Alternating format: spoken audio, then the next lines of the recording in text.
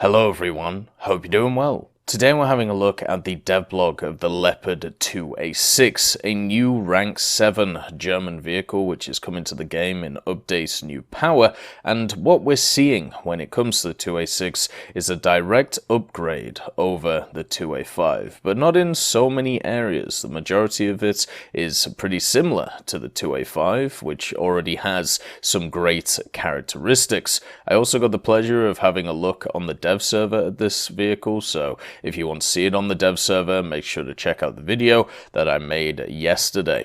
So when it comes to this vehicle, the Leopard 2A6, the history of it is pretty simple. When the Leopard 2A5 started rolling out, which gave the Leopard 2 series much better protection, German engineers in cooperation with international partners started working on improving its firepower.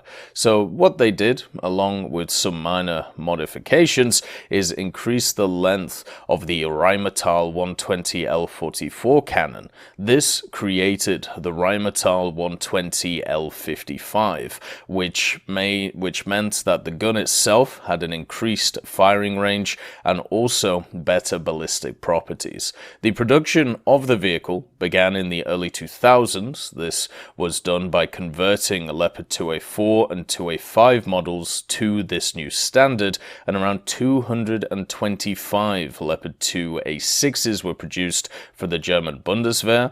And then, apart from just having, the Leopard 2A6 as a German vehicle, it was also exported to many different nations. The Dutch, the Canadians, the Greeks, the Portuguese forces all used this machine as well, and the 2A6 was deployed with Canadian forces in Afghanistan in 2007, which made it its first operational use. The 2A6 is obviously still in service today, and along with many other variants of the Leopard 2, the spearhead of the German Bundeswehr. So this really is one of those very modern vehicles that we've been seeing a lot of, and because of the fact of those, and it's getting to a point now where when it comes to War Thunder, we are really hitting the limits of where these vehicles can go. There is still a few left. You've got the 2A7, which could be in game. Then you've also got stuff like the Armata, the enhanced versions of the Abrams as well could be seeing our shores. The Type 10 is also a vehicle which has been away from War Thunder so far, but maybe in the future we may see this beautiful machine. So what is the difference between the 2A5 and the 2A6? To be quite honest with you, the only real difference between them is the gun. While looking at it on the dev server, now remember, that is all subject to change, things may adapt, but when it came to the engine power, it was exactly the same engine as the 2A5. When it came to the armor, it was exactly the same armor as the 2A5. The only difference was the gun. And because of this, it led to some interesting things. The main modification differences between the two vehicles, as you can see in the video that I made on the 4th, was the access to different types of ammunition. Everything else was completely the same on the vehicle. So at rank 1, you get access to the DM33 shell. It does have standard stock Heat FS, which obviously I disagree with. I don't think Heat FS should be a stock round for these top tier vehicles. It's generally, a bad show, and it hurts them quite a lot when it comes to modifying them. But the DM33 being the top round on the 2A5 and being a rank 1 round for the 2A6 shows that, this thing is getting much more, enhanced when it comes to its firepower. The reload was exactly the same as well. As I said, all the other characteristics were exactly the same as the 2A5, apart from the ammunition. And then it gets access to this shell, the DM53. The DM53 is an APFS DS shell. It has a muzzle velocity of 1700 meters per second and can pen 634 at 0 degrees, 535 at 30 degrees, and 366 at 60 degrees, showing that this is a mega round. And that means that we are heading into an era when it comes to the Leopard 2A6 where you have a vehicle which pretty much has everything. And that kind of worries me. So the way that top tier MBTs seem to be balanced, or, obviously we've talked about in the past, War Thunder, especially at top tier, is an inherently unbalanced game. But the main way that they seem to have tried to balance them in the past is certain tanks get a bit more mobility, certain tanks get a bit more armor, other tanks get better ammunition. A great example of this is something like the Ariete. The Ariete gets an amazing top-tier round when it comes to its gun, but it has hardly any armor, and also its mobility is good, but it's not the best. Then you have a look at something like the STRV-122. It has very good armor on the turret, very good armor on the upper glacis, decent mobility, but once again only has DM33, so not the best round in game. Then you've got something like the Abrams, which is kind of a jack of all trades tank, where it's good at pretty much everything, but it's not the best at anything, and therefore takes a back seat to a lot of vehicles depending on what the meta is. So when it comes to the 2A6, this is where it changes. So the 2A6 doesn't really have a weakness when we look at this three-tiered triangle. Its mobility is very good, still has the same mobility as the 2A5, which is good acceleration, good top speed, very good traverse. It also has the same armor as the 2A5, meaning that the turret itself is incredibly hard to penetrate, especially with that extra set of triangles on the top of it, and also there are just certain parts of the turret you cannot pen. It still has the weak spot of the breach, which a lot of these top tier MBTs have, and also the lower glacis, but the upper glacis is pretty strong, meaning that only high echelon rounds will be able to penetrate this thing.